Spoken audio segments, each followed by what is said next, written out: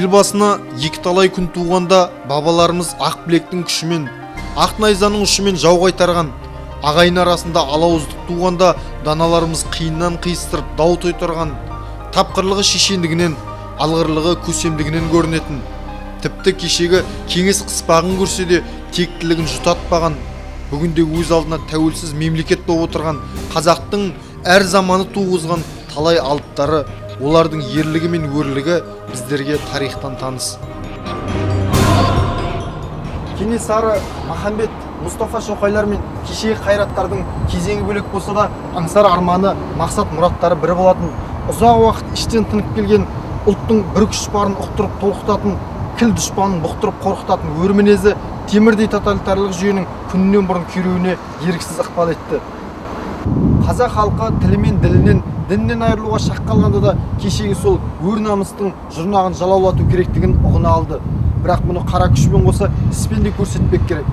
Байыпты байлам, батыл қадам жасап, әр азаматтың парасат пайымын ортақ іске жұмылдыру сол кездегі заман талабы болды. Сол кездегі Маңғыстаудан да бас көтерген берендері ел ерлерін бастап кетер көшбасшы керек еді. Ол Қазақстан демократиялық саяси ұйымдарының көшбасшы қайраткерлерінің ірі тұлғасы Сайын Нәдірұлы Шапағатов болды. Сондықтан оның аты аталса, алдымен Жаңаөзен оқиғасы еске түседі. Халық көшеге шықты. Оны сол кезде бір идеологияға, мынау ұлт арасындағы қарым-қатынасқа өте бір нұқсан келтіргендей көріп, қазақтар тағы да соны жерлемекші болды. Бірақ қазақтар қайтты. Қазақтар қайтпады. Өз деген орындатты, өз деген жасатты. Халықтың қаһары дейтін, халықтың қуаты дейтін, халықтың қайсарлығы дейтін, халықтың намысы дейтін, халықтың жігері дейтін сол жерде мен Жаңаөзенде көрдім. Әрине бізді жібермей қойды о жаққа. Мен ол кезде әдеби консультант болып істейтінмін. О жаққа жібермеді, бірақ Алматыдан арнайы адамдар келді. Әбжан Нұрпейісов, Әнуар Әлімжанов, Зейнолла Қабдолов, Әбіш Кекілбаев. Солар келгеннің өзінде де оларды сол келген күні сол Жаңаөзенге жіберген жоқ. Өйткені о жақта ушығып, жұрттың бәрі түрлігіп, ашу-ызасы сыртқа шығып, осы келген адамға осы қайратты, қайсарлықты көрсете алатындай жан беруге дайын адамдарды көргеннен кейін олар жаушылардың өздерінде жіберуге, соны көрсетпеуге тырысты. Өзенге келсек, әбден қаһарына мінген қалың топ, беттен жанға атпай, ешкіммен сөйлеспей тұрған қиын кез екен. Алайда көп ұзамай олар біздің ниетіміздің дұрыстығына, өздеріне тілеулес екендігімізге түсінгеннен кейін ағынан ақтарылып, барлық жағдайды түгел айыпты. Біз ертесіне Алматыға келіп, ақпарат құралдарының өкілдерімен кездесіп, баспасөз бетінде, телеэкранда, радиода шығып сөйлеп, өзіміздің келген қорытындыларымызды ортаға салдық. Соның негізінде Әнуар Әлімжанов екеуміз игеру деген, тек ала беру деген емес деген тақырыппен орысша Маңғыстау байлығын игеріп жатқан 4 одақтық министрліктің министрлеріне ашық хат жаздық. Республикалық баспасөзде жарияланды, және сол кезде Мәскеуде болып жатқан КСРО халық депутаттарының құрылтайына таратылды. Жаңаөзендегі оқиғадан Құлағдар, Құлсары, Шетпе, Жетібай, Құрық жұмысшы кенттері мен Ақтау қаласында да бас көтерулер болып жатты. Ол өзен оқиғасында мен Шевченко қаласының атқару комитетінің бастығымын. Барлық сол жақтағы болып жатқан оқиғаға байланысты әскерлер әкелді. Мынау сол бәрі Шевченко қаласы арқылы өтті. Одан кейін сол Ақтауда жиналды. Бүкіл облыстан келген адамдар шеруге шықпақшы болды. Сондан да Сәкен менің тікелей телефонымды біледі. Маған айтады: "Совет, сен мына халықтар жиналып жатыр, сен рұқсат бер, шеруге шығуға десе. Мен айтам, айналайын ау, мен қалай саған рұқсат берем. Шеруге шығу үшін Алматыда бере алмайды. Ол Москваның шаруасы. Оған 10 күн бұрын оған арыз беру керек. Сондай. Енді халық ашуланып, сол бір себептермен жинала бастады. Оған анау әгі Жетібай, Ералы, Құрық жағы, сол жақта көтеріліс болып кетті, шынын айтқанда.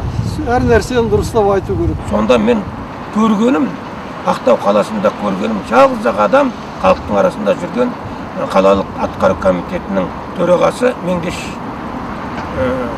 Салық. Мен онда мұнда қаладамын.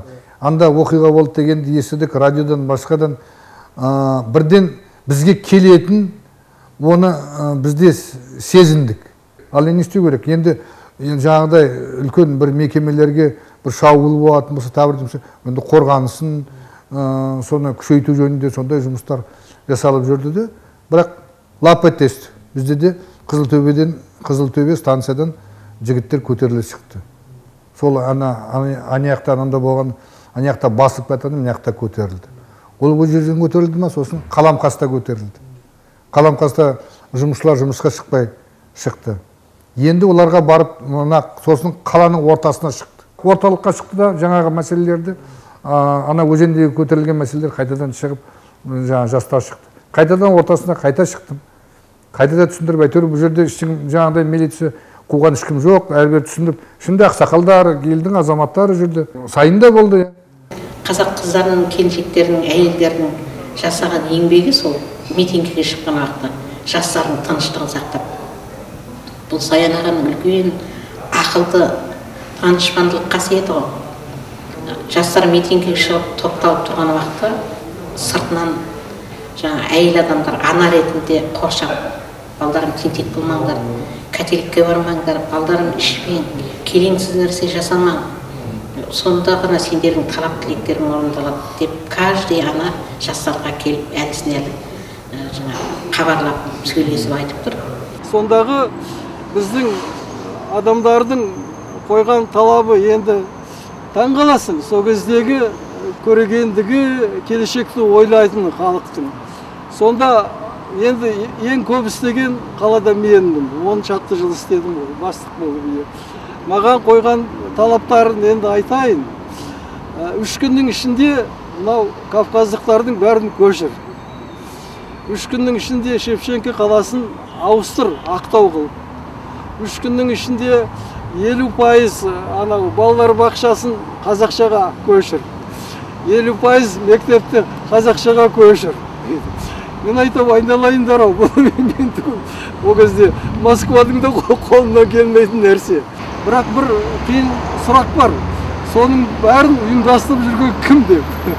Сәкен сол кезде бізбен онша сөйлескенде неге онша көңілі толмайды жүрсек, сол өз елін, өз жерін жақсы көргендігінен, сол енді қашан сол байлыққа жетеміз, елдің тұрмысы қашан жақсарар екен деген сол арман екен ғой.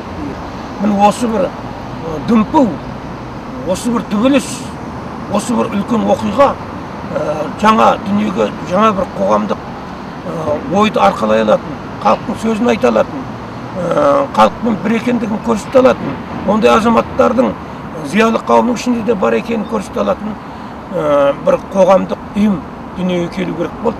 Сол ұйымды Сайын Шапағатов алды. Сайын Шапағатов Маңғыстауда маусым оқиғасының себептері мен салдарларын жақсы түсініп, халық арасында қадір кеткен кейбір жергілікті партия және совет басшыларын қатал сынға алды. Мұнайлы, бай өлкеде тұрса да, тұрмыс жағдайы нашар, үй-күйі, жұмысы жоқ, өз жерінде өзге ұлттан төмен күн кешіп жатқан жергілікті халыққа, жастарға саяси тұрғыдан дұрыс бағдар беретін, оның себептерін ашып, шындықты айтатын ұйым қажет болды. Міне, Парасат саяси қоғамдық ұйымы сол дер шағында дүниеге келді. Қоғамның атында Сәкеңнің өзі қойған еді. Аталмыш оқиғадан кейін олардың қатары толыға түсті. Ал қоғамның төрағасы Сайын Шапағатов белсенді көшбасшыға айналды. 1989 жылы сәуір айында қоғамдық ұйымдар туралы Қазақстан Республикасының заңы қабылданған болатын.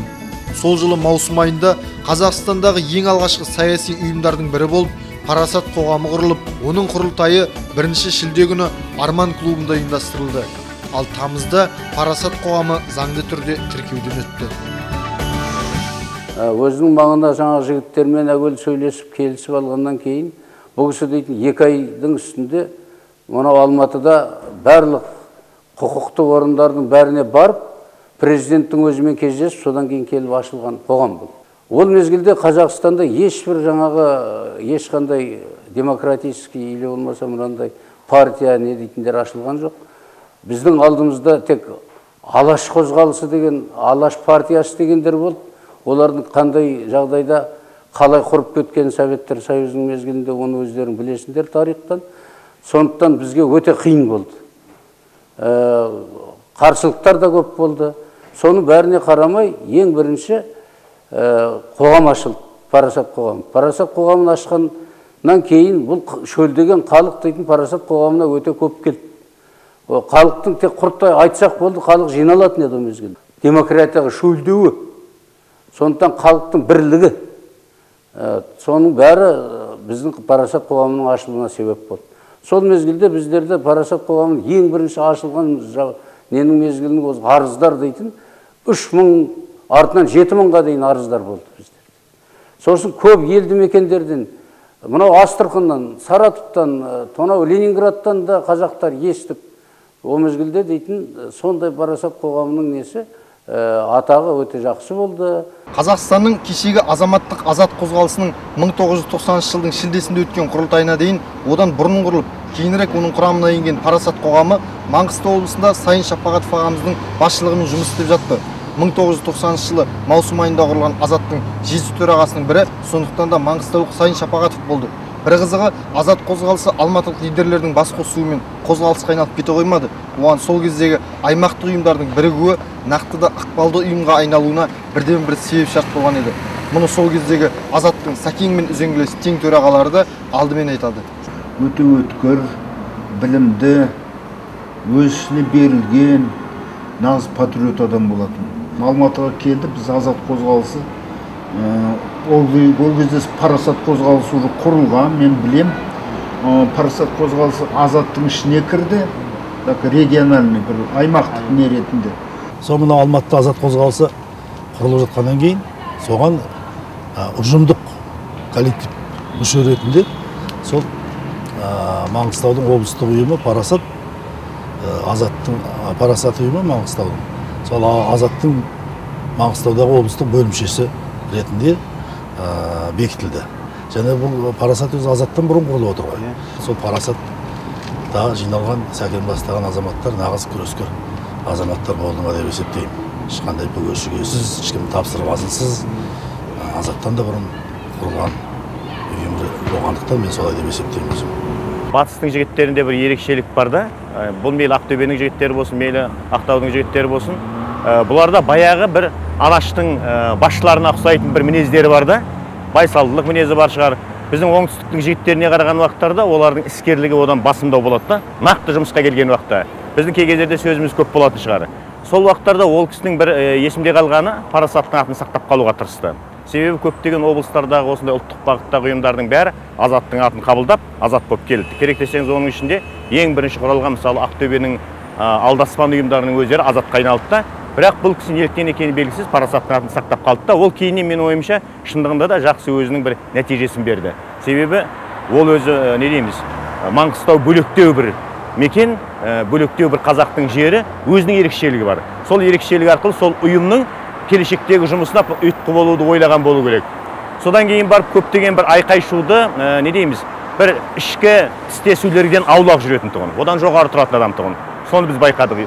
Үшіншіден әрине ол кісі сол уақыттардағы партиялық және атқару билігінде істегеннен кейін барып, оның жалпы мынау біздікі сияқты эмоция емес, нақты мәселелерге көбірек қарайтын тұғында. Сол болу керек, оның жаңа қойған сол уақыттардағы мәселелерінің нақтылығы соншама, әлі күнге дейін мен ойымша көптеген мәселелер жүзеге аспай, әлі күнге дейін сол мәселелерді сіздердің жаңағы халықтың көз алдында әлі тұр, әлі мүмкін көптеген мәселелер орындалмаған шығар. Дегенмен сол уақыттардағы тек қана Маңғыстау түбегінің емес, тек қана Ақтаудың емес, мен ойымша Сайын Шапағат сол уақыттардағы қазақтың алғашқы ұлтшыл демократтарының бір есебінде менің есімде қалды. Өз кезеңінің қайсар ұлы Сайын Шапағатов батыс аймақтағы қоғамдық ұйымдарды біріктіру арқылы оларды республикалық азат қозғалысы туасына шоғырландырып, оның үлкен саяси демократиялық күшке айналуына аянбай еңбек етті. 90-шы жылы Оралда сырттай Орал пединститутында оқып жүргенімде Сайын ағам қасында Совет Қазақ Атаев бар екен. Айсұлу апамыз бар екен, ақын қадыр бар екен. Сосын келіп амандастым.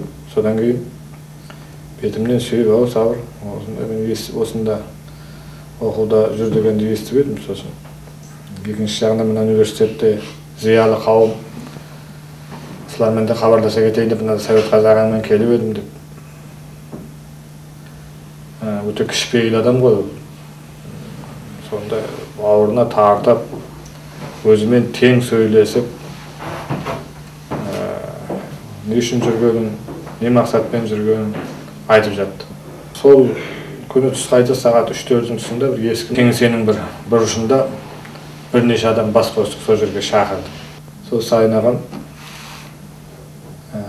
өзінің бір осы мұнай туралы, мұнайшылар туралы, Қазақстанның жер асты байлығы туралы бір кішкентай кітапшасы болды, бір шығарған. Осы журналдарды қолында сонысы болды. Сосын елдің жердің байлығы, ұлттың рухани байлығы, жоғы мен бары,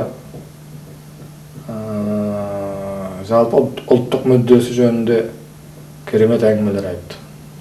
Айта келіп, енді әңгіменің сол тәуелсіздікке саяды ғой. Сол тәуелсіздікті тезірек алуымыз керек. Біз ұлт соған дайын болуымыз керек.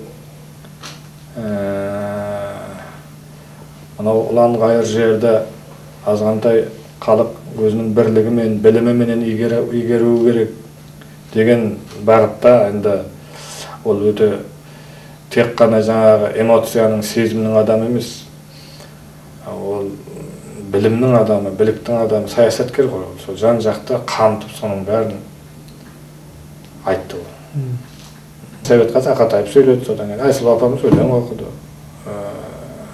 Бәріміз де соған тілектес екенімізді халық ретінде, халықтың өкілі ретінде сөйлеп, студенттердің өкілі ретінде, халықтың өкілі ретінде сөзіміз сөйлеп, пікірімізді айтты.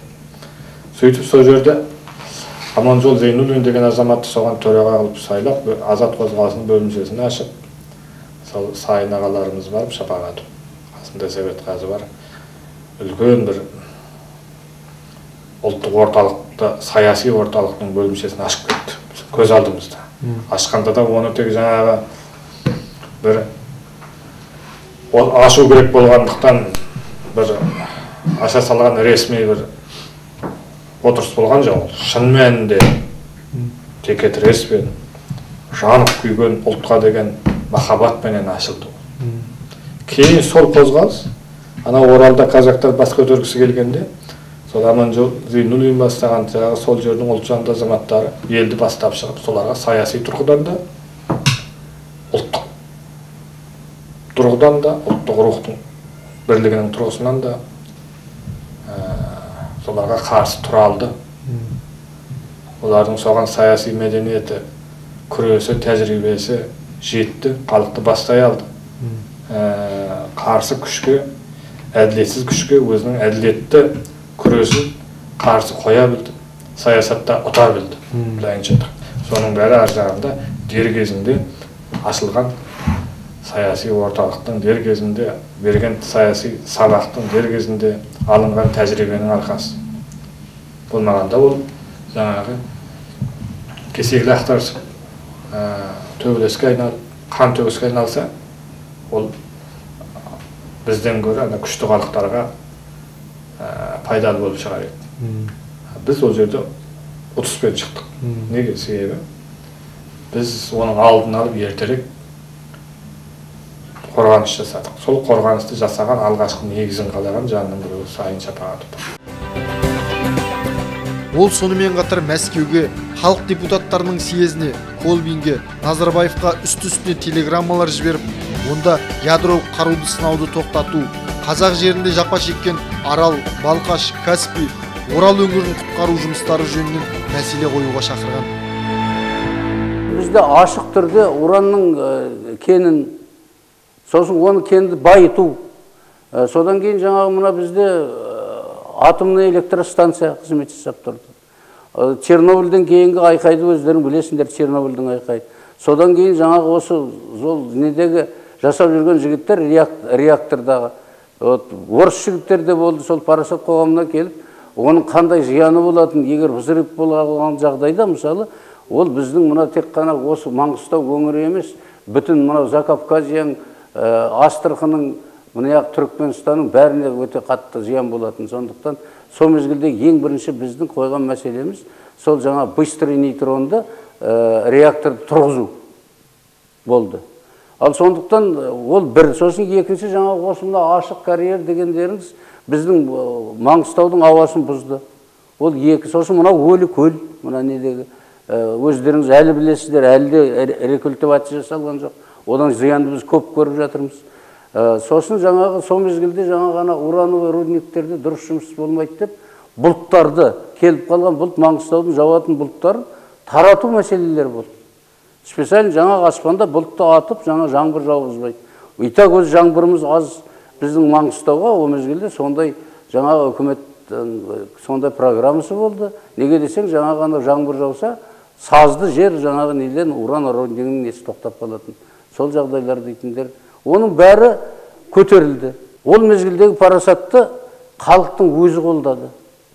Халық парасат дегенде кәдімгі өзі, енді мен сіздерге бір өтірік айтпайын, о мезгілде обком, жаңағы облисполком дейтіндер Союздың мезгіліндегі дүние ғой.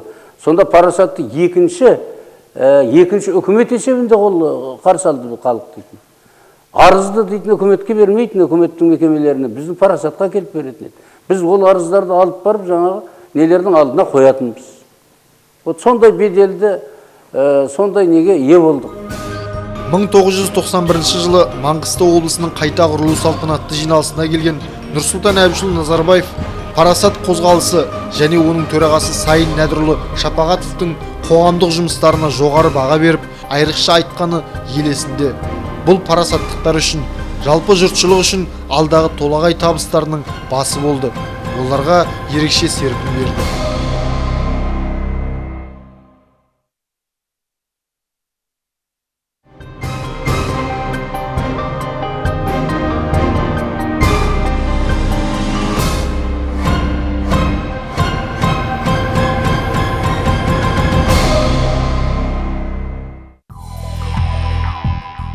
Сайын ағамыз ылғи да қоғамдық саяси мәселелерде қандай да бір қолға алынған немесе орайлы орындалған алуан түрлі игі істердің басы қасында жүрген.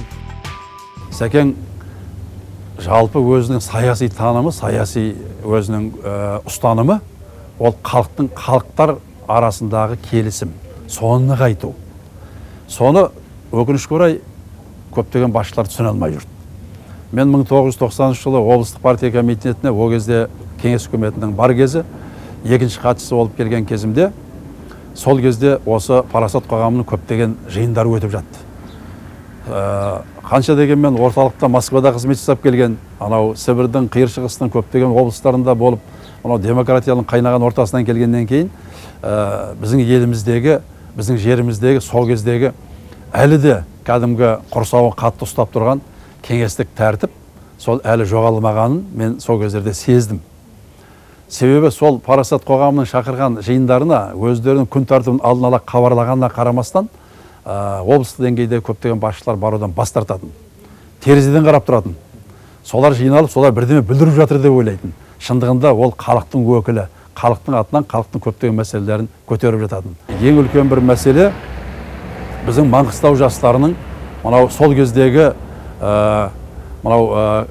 Каспий аймақтық үлкен комбинатта қызмет жасауы, оны ПГМК деп атайтынбыз. Себебі қаланың негізгі өнеркәсіптерінің бәрі солардың қолында, соған қазақ жастарының жұмысқа орналасуы қиын еді. Ол енді шындық нәрселер. Сондықтан сол мәселелерді алғаш көтерген осы Сәкен. 1989 жылы 14 наурызда Қазақстанда тұңғыш рет Сайын Шапағатовтың бастауымен Маңғыстауда жыл басы жаңа жыл Наурыз тойы ұйымдастырылды. 1991 жылы алғашқы Маңғыстау жерінде Қашаған Күржіманұлы атындағы үлкен бір біздің мерейтой өткен Қашаған кәкеміздің. Соған байланысты осы Сайын Шапағатов ағамыз басқасында болған ұйымдастырылық. Мен ол кезде сонау Мырзашен өңірінде балалар музыка мектебіне сабақ беріп жүрген болатынмын. Сол кісі осында шақырып қағазын жібертіп, алғашқы Маңғыстау топырағына, Ақтау қаласына сол кезде бірінші сапарым болған, 91 жылы. Мысалға, осы жерде осындай қазір қандай бір еңбектерге жетіп жатсақ, қандай бір осы белестерден асып жататын болсақ, қандай бір өзіміздің өнерімізді көрсетіп жататын болсақ, мен ойлаймын осы Сәкеннің сол кісінің үлесі деп ойлаймын. Қазіргі Ақтау қала мәртебесін алғанымен ширек ғасыр уақыт Шевченко деп аталып келді. Кейіннен ғана тарихи жер атауы қалпына келтірілді. Ол мәселеде біздің Сәкеннің бел шешіп кіріскен ісі болғанынан ел жұрты хабардар. Ол жерде айтылып жатқан мәселелердің бәрі елдік мәселелер. Шындығын айтқан кезде. Шевченко қаласының Ақтау қаласы болып аталуы, қажеттілігі, қазақ жастарының оқып білім алуы, Маңғыстауды мекендеп жатқан халықтардың, әртүрлі халықтар өкілдерінің олардың достығын нығайту ілгері қарайда. Бүгінгі біздің айтып жүрген мынау толеранттық дейміз ғой. Адамдардың бір-біріне конфессияаралық келісім, ұлттық келісім, ұлтаралық келісім, осы мәселелерді ілгері қарай нығайта беру, мінекей осылардың төңірегіндегі әңгімелер болатын. Қоғамдық ұйымның мүмкіншілігі сірә шектеулі, өздеріңіз білесіздер, заңға сәйкес. Ал сол уақыттағы көптеген мәселе депутаттар арқылы шешілетін. Біз Сәкенмен қоян қолтық араласып, сол кездегі парасаттың азаматтарымен түгелге жоқ таныс болатын. Біраз мәселелерді сол кездегі алғашқы көтерілген сол парасат қоғамының мәселелерін сол біз заң жүзінде жоғары кеңес арқылы жүзеге асырдық. Мысалы, сол кездегі тарап кеткен Маңғыстау облысының қайтарып алу, мысалы. Болмаса Шевченко қаласының атына бұрынғы Ақтау атын өзгерту. Болмаса жаңағы жекелеген кәсіпорындарда халықтың мүдделі мәселелері қала берді. Сол біздің Ақтау қаласындағы мына қазіргі университетіміз ол уақытта әуелі Қазақ политехникалық институтының тек жалпы техникалық факультет деп аталып, соның өзінде 10 шақты жыл сондай дәрежеде болып жүрді. Яғни олай деген сөз біздің оқуға түскен балаларымыз 2 жылдан кейін Алматыға кететін қаңғып. Болмаса сол жаңағы педагогика саласындағы жоғары оқу орнын аштыру мәселелері, соның барлығы сол уақытта бұлар да көтеріп жүрген. Сол біз арқылы жүзеге біз жоғары кеңесте депутат болып отырып, одан кейін менің лауазымым жоғары кеңес төрағасының орынбасарлығы, ал оның алдында облыстық Маңғыстау облысы атқару комитеті төрағасының бірінші орынбасары болып жүргенде көптеген нәрселерді жүзеге асыруымызға тура келді. Бүгінде біткен іске ие көп. Мен енді қазір осы сырт жақта жүргенмен елдің хабарын баспасөз бетінен хабарласып отырам. Соған ие болып жатқандар көп. Ол сол уақытта халық көтеріп, соны тікелей жүзеге асырғанбыз. Соның барлығының басқасында кездескендер, мен елге барғанда міндетті түрде басқа сайлаушыларыммен қатар осы парасат қоғамының азаматтарыменен олардың Ақтау қаласында жаңағы бас қосатын орталықтары болып тұрақты кездесіп, сол жасалған шаруалар туралы сол уақытта өзім жаңағы есеп беріп отырғанмын. Салауатты өмір салтын қалыптастыру қағидасы қашанда күн тәртібінен түспеген. Қазір тек денсаулық кепіл ғана емес, әлемдік бәсекеге, тіпті саясатқа айналып бара жатқан түрлі спорттық байрақты бәсекелерде біздің жұртымыздың да жеңіс туын желбіретер жастардан күтері көп. Сайын Шапағатов ағамызбенен біз 1985 жылы осы спорт шараларын өткізу жөніндегі бір шараның бірінде кездесіп, сонда танысқанбыз. рай сыртынан танитын едік бұрын. Енді Сәкеңнің сонда уақытында айтқаны, біз мына келешекте мына жастарымызды, әсіресе мына қазақ жастарын осы ұйымдастырып, келешекте осы еліміздің тәуелсіздігіне, еліміздің мына бірлігіне, балдардың денсаулығы мықты, келешекте отанымызды қорғайтын жігерлі жастарды шығару үшін бізге бірінші мына спорт керек, денсаулық керек. Содан кейін біз алғашқы рет осы мына недегі Динамо спорт залында алғашқы қазақша күрестен жарыс өткізгенбіз. Сонда мына облыстың аудандарынан келген жаттықтырушылар менен жиын өткізіп, осы келешектегі мына жастардың тағдыр жөнінде үлкен мәселе қозғап, сонда сол бірінші танысқанбыз, ағамызбенен бірге сұхбаттасқанбыз. Енді осы сол жарыстан кейін бүкіл жарыстарға өзінің қол ұшын беріп, ұйымдастыруға көмектесіп жүрді ағамыз. Жарысқа кетерде балдарға жаңағы өзінің несін жақсы барып, жеңіспен оралыңдар деген жақсы әңгімелерін айтып, сосын жарыстан кейінгі жарыстан үлкен жеңістікке келген жас балуандарымызбен кездесіп, оларға құттықтаулар айтып, сөйтіп біздің басшымыз болып, мына спорттың жастардың ұйымдастыруына үлкен еңбегін сіңіріп жүрген. Сайын ол тау кен инженер болды, уран шығаратын жерде. Содан кейін комсомолға секретарь болып сайланды. Содан кейін барып аяқ астынан тастап бәрін мұнайға кетті, оператордан бастады. Москвада Губкин заочно оқыды. Мұнай мамандығын, сол Губкинді бітіріп заочно. Бұлай ел біледі, халық біледі. Үйдің бала шағаның жұмысына менен де Сәкеннің пайдасы көбірек еді.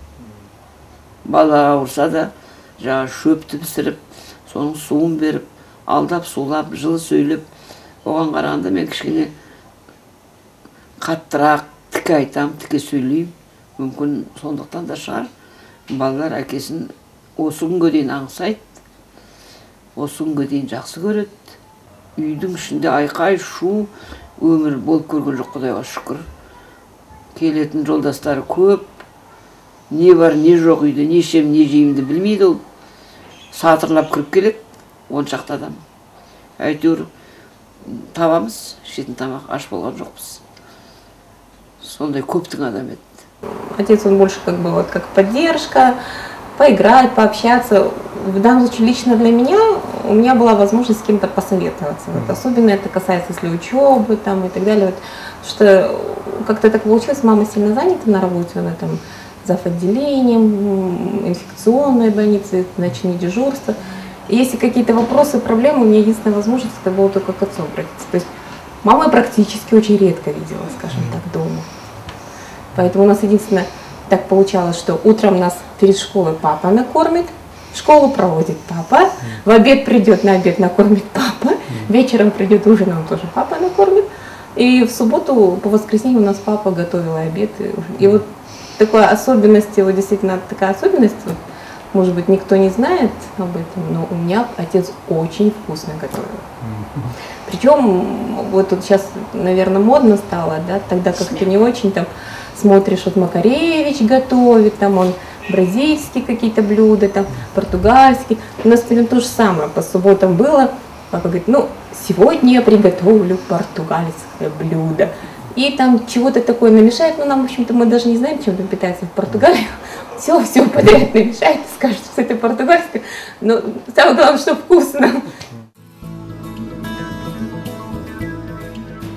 Тұлғаны заман туғызады, қоғам қалыптастырады, тарих танытады. Алғашқы екі сатыға Сайын Шапағатовтың өмір жолы мысал, ал оның тағылымын тану бүгін мен болашақтың мұраты. Біз ұлтым деп соққан жүректер деген бір жоба бастаған болатынбыз. Бұл жобаның бір саласы осы кітап дайындау болатын. Әрине оны қаншалықты шыққанын енді өздеріңіз бағалай жатарсыздар. Онда негізінен сол 100-ден астам азаматтың өмірбаяны берілді, ұлтым деп соққан жүректер деген кітабымызда. Соның ішінде мысалға кімдер деп осы Маңғыстау өңірінде айтатын болсақ, біз осы бірден есімізге келетін Сайын ағамыз, Сайын Шапақатов. Ол кісіні мен осы кітапты құрастыру барысында, жасау барысында білдім. Сол алғаш ол кісінің аты жөнін маған Дос Көшім мырза айтты. Осындай Сайын деген ағамыз болған, кезінде бірге жұмыс істегенбіз деп. Бұндай да біздің азаматтар бар екені және оның мынау біздің жас ұрпақтың білуі қажеттігін сезіне түстім. Себебі ол кісінің жасаған жұмыстары осы облыста жүрсе де, сол облыстың өзінде ұлтқа ұлт мәселесі тұрғысында жасалатын жұмыстардың көп екендігі. Сол тұрғыда ол кісінің жасаған жұмыстары бұл тек қана Маңғыстау өңірі емес, бұл қазақтың қоғамдық саяси өмірінде үлкен мәні бар құбылыс деп айтуға болады. Сондықтан да Сайын Шапағаттың мысалға парасат қоғамының құруы, ондағы өлкедегі жаңа атаулардың қазақшаландыруға қосқан үлесі, жалпы сол өңірде болып жатқан қоғамдық саяси құбылыстардың бетін ұлт мұраты жолына қарай бұруы, бұл кісінің сол өңірде ғана емес, жалпы мынау ол кісі мысалға Алматыда тұрса, немесе Астанада тұрса да, сондай бір үлкен жұмыстардың басқасында жүретіндігін анық біле алатын едік. Жалпы парасат қозғалысының Сәкеннің жасаған жарғысының ішінде ең негізгісі мына рухани жағынан, имандылық жағына көп көңіл бөлді. Соның ішінде мына өлі ұрпақтарға соның басына бару, әулиелерді құрметтеу, сосын мүжәлсіз адамдарды сол басына бара алмай жүрген ұйымдастырып апару жөнінде мәселені Сәкен кезінде өзі ұйымдастырып мына Бекет атаның басына тағы алыс әулиелерге бірнеше рет апарғанның куәсі болдық. Соның бірі бүгін міне Қошқар атаның басында тұрмыз.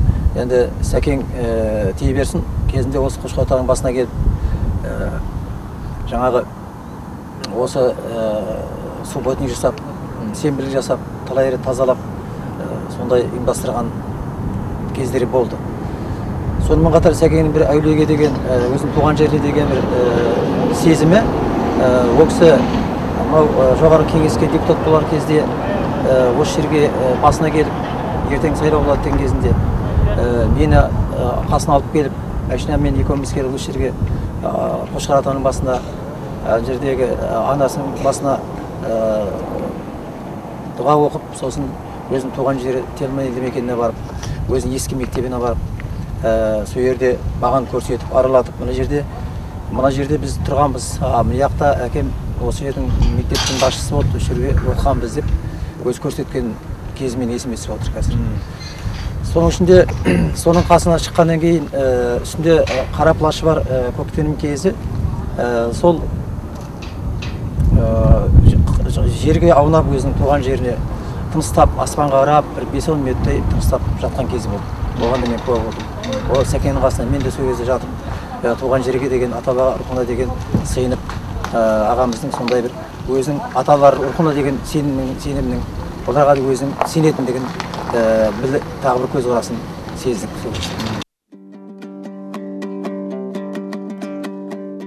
Бұл қорым кейін өзінің де мәңгі мекеніне айналды. Сайын аға 1991 жылы 1 желтоқсан күні ауыр науқастан кенеттен қайтыс болды.